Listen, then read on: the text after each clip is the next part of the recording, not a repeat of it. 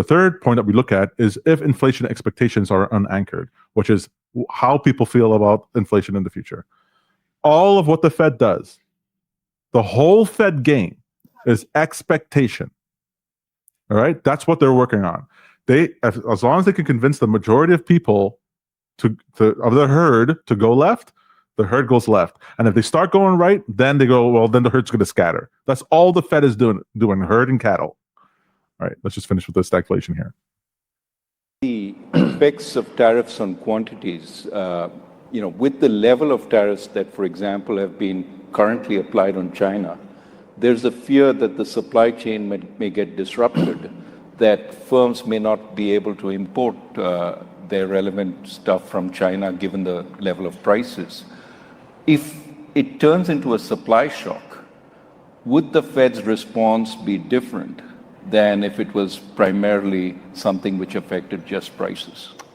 So this question is on the heels of, if you guys will all remember, the inflation that we got in the early 2020s was because of a supply shock. This is why the Fed was saying that the inflation was transitory, because things are shifting around. Well, it turned out that because that was persistent, it actually flowed through the economy, and the length of time it took to flow through and the unanchored expectation actually helped to cause inflation within the regular population.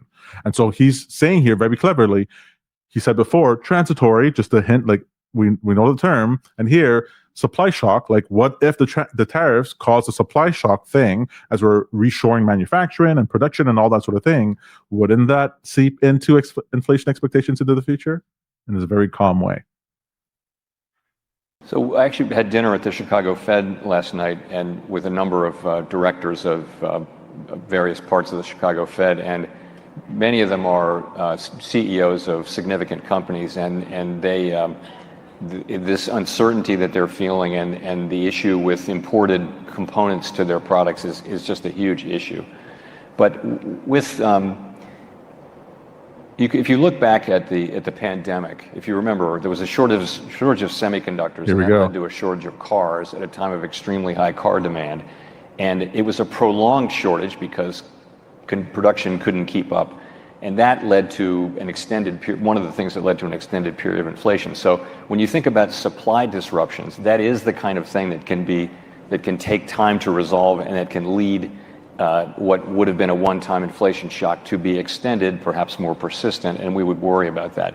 In this case, you can look at the car companies, which their supply chains are likely seem to be on track to be disrupted significantly, and you would worry that process will take some years and that the inflationary process might be extended. So these are all of this is highly uncertain. We're thinking now really before the tariffs have their effects, as how they might affect the economy, and that's why we're waiting really to see what the policies ultimately are, and then we can make a better assessment of what the economic effects will be. Okay, Peter, so if I were to ask you, that's it for the video there. If I were to ask you, what then do you think Powell and the Fed actually thinks going to happen with tariffs? Like, from what he was talking about, like, what would you say? What would you say he just transmitted as what he thinks going to happen? I think they have no freaking idea.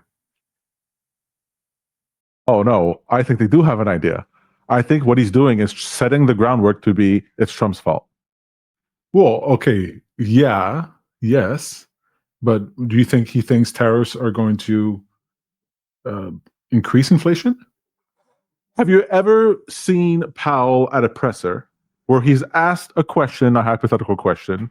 Do you know what he says to hypothetical questions? He doesn't answer hypothetical questions. Why doesn't the Fed answer hypothetical questions? Hey, what would you do here? What would you do here? What would you do? We're data dependent. We're going to see, and we're going to make decisions at the time. We haven't made any decisions yet. Here, he laid out an entire hypothetical situation that we don't know yet. And they never do that unless that's the situation that we're dealing with, right? But then he hedges it with, well, we don't know, in order to sort of like soften.